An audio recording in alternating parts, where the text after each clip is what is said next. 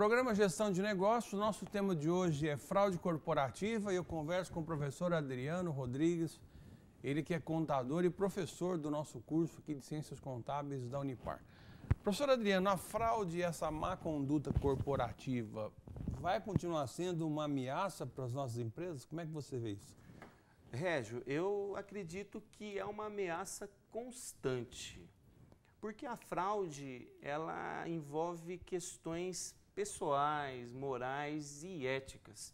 Por mais que nós venhamos a estabelecer padrões e controles, são as pessoas que vão estar trabalhando em cima desses controles. Então, assim, é importante que nós venhamos a entender que até, poxa, pequena e média empresa, de repente é um empresário que está nos ouvindo até aqui da nossa região, a contratação do funcionário é muito importante, né?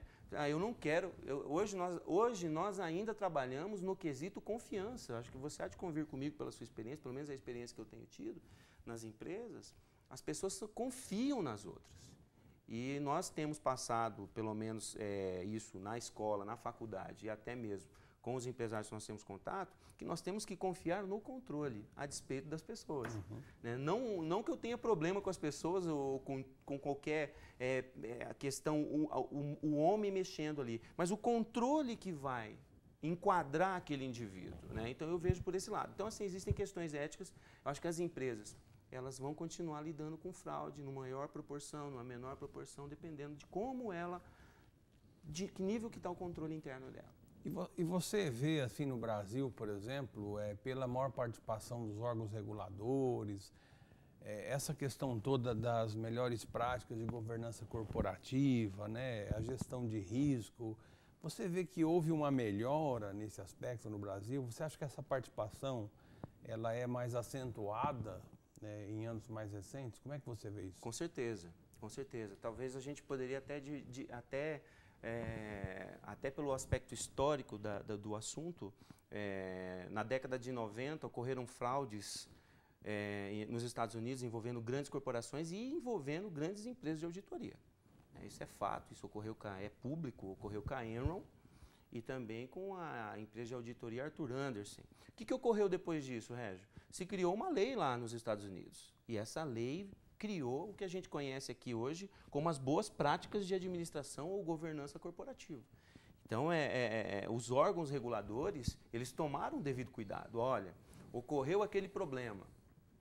Como nós vamos melhorar isso? Já que as pessoas fraudam. Então, aí se começou a trabalhar com as melhores práticas. Além da auditoria, que já vamos chamar assim, de auditoria convencional, entre aspas aqui, começou a se ter comitês de auditoria envolvendo todos os interessados. Então, o acionista está envolvido, né?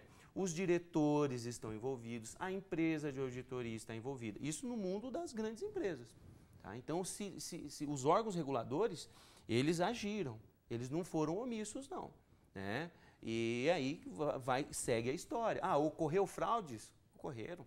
Haja visto o que ocorreu aqui no Brasil em 2010, e até a própria crise financeira que muita gente bate nas empresas de auditoria. Como é que vocês não disseram que os balanços dos bancos estavam assim? Então, ainda ocorreu alguma questão, mas os órgãos reguladores agiram com rigor, né? Punindo lá na América e trabalhando e isso chegou para nós aqui também, a mesma regra lá.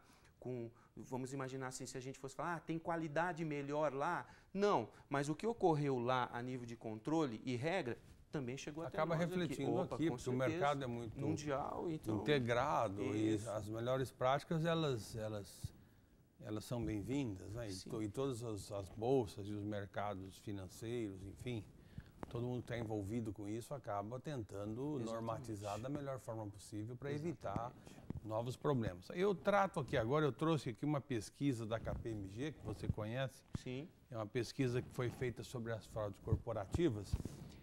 E aqui eu vou dizer o seguinte, eles estão dizendo que a maioria das empresas, né, que participaram dessa pesquisa pertence ao ramo industrial. 50%, 52% pertence ao ramo industrial, com faturamento aí entre 250 milhões a 3 bilhões de reais por ano. 72% das empresas estão nessa faixa de faturamento.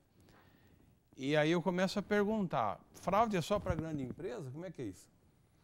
Régio, você imagina o seguinte, se nós estamos na frente de uma pesquisa que é feita por uma das grandes 4 empresas de auditoria, que é a KPMG. E essa empresa, ela foi lá naquele mundo da sociedade anônima, que é um mundo que tem auditoria, no mundo de uma empresa que tem controle interno.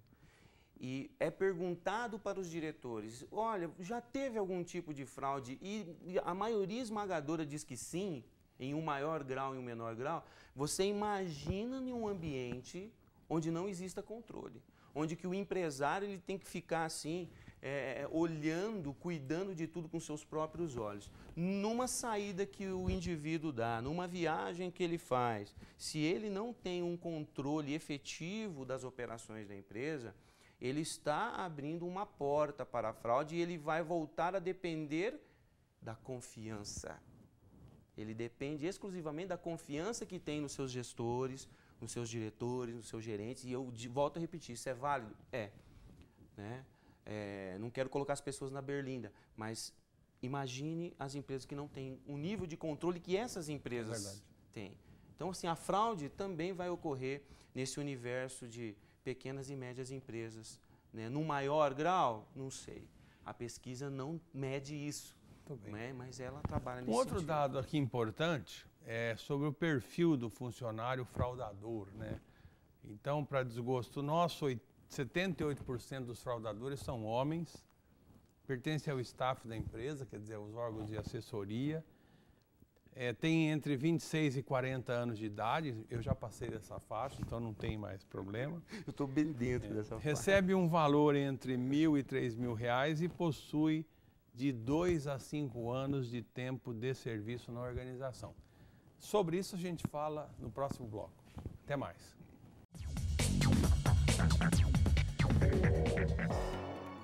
Um novo mundo foi descoberto, o que estava longe agora está mais perto. Foi há 5 séculos atrás que tudo mudou, tudo se transformou.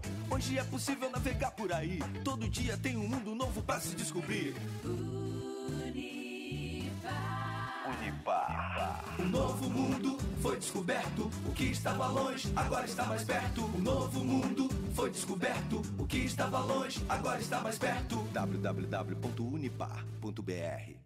Diretoria Executiva de Gestão da Pesquisa e Pós-Graduação.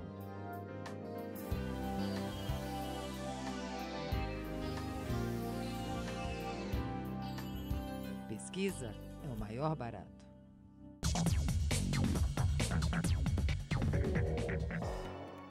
Programa Gestão de Negócios, o nosso tema de hoje é fraude corporativa. Eu falo aqui com meu amigo e professor Adriano Rodrigues, lá do curso de Ciências Contábeis da Unipar. Nós terminamos o bloco anterior dando aí o perfil típico do funcionário fraudador. Uma pesquisa da KPMG, 78% dos fraudadores são homens, pertencem ao staff da empresa, quer dizer, a assessoria, têm entre 26 e 40 anos de idade, recebem um salário entre R$1.000 e R$3.000 e possuem aí de 2 a 5 anos na organização. O que nós podemos tirar aqui de conclusão a respeito desse perfil, professor? Ô Régio, eu vejo assim, a coisa mais importante aí, até defendendo um pouquinho assim, porque nós, questão de ser homem aqui, eu gostaria de um elemento que diz aí, que é o tempo que esse indivíduo está. Né? Você vê que é um elemento que ele está na empresa há um bom tempo, ele conhece o mecanismo da empresa, ele não é um novato. Ele não é um novato. Ele é alguém que ele conhece como chega o produto, ele é alguém que conhece qual é a política de vendas. Ele é esse indivíduo que ele sabe qualquer cantinho da empresa, ele tem conhecimento. E essa questão, talvez, dessa coisa do fator homem aí, essa confiança, talvez, o staff, o Estado, fala assim, ó, eu estou aqui, ninguém está me incomodando. Então, assim, a fraude começa assim, por menor que seja. Né? Eu sempre brinco nas minhas aulas, Régio, o seguinte, e o pessoal acha muito engraçado isso na aula, que tem hora que eu falo assim, olha, cuidado, que eu não estou ensinando a fraudar. Eu estou dizendo um tipo de fraude. Por exemplo, no Brasil nós chegamos num restaurante e você pede a nota, não pede a nota? Sim. Na maioria das vezes, não sei se você tem essa mesma experiência do que eu, o indivíduo que te atende, ele pergunta assim, de quanto que você quer a nota? É bem comum isso. Isso é uma fraude. É. Eu estou superavaliando uma despesa para levar vantagem de alguma forma. Né? Então, isso é uma fraude corporativa comum, que está aí também na pesquisa da KPMG. Né? Então, assim, algo que você encontrou uma brecha, você acaba, muitas vezes, sendo seduzido por aquela situação. Né? Então, eu acho que isso que acontece com esse perfil aí é justamente isso. E, principalmente, o tempo. O tempo e o conhecimento da máquina ali, né? Eu achei interessante aqui que eles classificam até por setores, né? Então, na realidade, em termos de setor, o setor químico e farmacêutico foi o que apresentou o maior indício de fraude, e depois as lojas de varejo, né? As lojas de varejo também me chamaram a atenção, porque me parecem sempre tão bem controladas, todas com seus sistemas de controle eletrônico bem aprimorado, né? Então, mas por outro lado, eu li também aqui na pesquisa que tem muita fraude aí com relação a fornecedores, né? Fornecedores. O que você me fala sobre essas relações com fornecedor? Como é que a gente pode tentar trabalhar isso para diminuir o risco de fraude com o fornecedor, que é um dado aqui importante da pesquisa? Com certeza, com certeza. Veja só, nós estamos em um país que, infelizmente, existem até empresas fantasmas, empresas que são criadas e com a única e exclusiva finalidade de fraude. Isso aconteceu com o crédito CMS, por exemplo, no mundo dos contadores. Né? No mundo dos escritórios de contabilidade e do mundo fiscal, não é verdade? E o que nós podemos fazer? Né? O que a empresa, para ser bem prático, poderia fazer isso? Criar regras com os fornecedores, né? Você criar limites, alçadas. Eu gosto muito, Régio, de comparar nas minhas aulas e também no mundo prático também, o banco. O banco tem alçadas. O banco é meu fornecedor de crédito, não é? Teu fornecedor de dinheiro. Então, assim, eu chego na minha gerente, eu falo assim, eu quero X valor. Ah, isso daqui não está na minha alçada, e automaticamente vai para uma outra pessoa. Isso deve existir nas organizações também, Régio, para lidar com os fornecedores. Porque o fornecedor, bem ou mal, ele quer me seduzir. Sempre tem um comprador. Existem empresas de varejo, que você falou aí, que o comprador, ele fica num ambiente onde ele está sendo filmado e gravado o tempo todo o que ele fala. Para que ele saiba que se ele receber ali uma proposta ali um pouco mais que chame a atenção, ele sabe que ele está sendo vigiado. Para você ver aonde vai chegar esse cuidado com o fornecedor. O fornecedor, ele quer vender, existe um vendedor do outro lado, existe um interessado desse lado aqui. Então a empresa, que é a compradora, ela deve se resguardar nesse sentido, criando alçadas, criando mecanismos de alçadas, criando controles formais, orçamentos de compra, né, para que se possa ter isso. O Adriano pode comprar até R$2.000, passou de R$2.000 é com o Régio.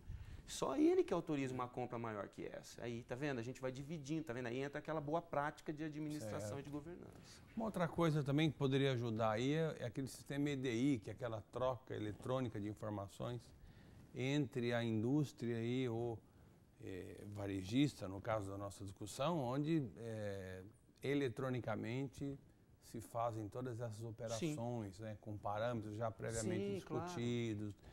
É claro que ainda é um pouco distante da realidade da maioria das empresas, mas não é uma coisa difícil de se pensar, não, e nem difícil de fazer. Né? Não é. Inclusive, isso que eu estou falando a nível de alçadas, hoje a maioria dos sistemas integrados de gestão empresarial, os famosos ERPs, eles já vêm quase que na sua maioria com essas ferramentas, né, de requisição, não é papel, é online, né, pedido online, recebimento online, informação online. Então, assim, hoje até os próprios... E não são tão inacessíveis a uma empresa aí que já está aí, de repente, com faturamento um pouco melhor, com volume de operações. Essas empresas têm que procurar algo nesse sentido para que possam melhorar suas operações. O nosso assunto é fraude corporativa com o professor Adriano Rodrigues.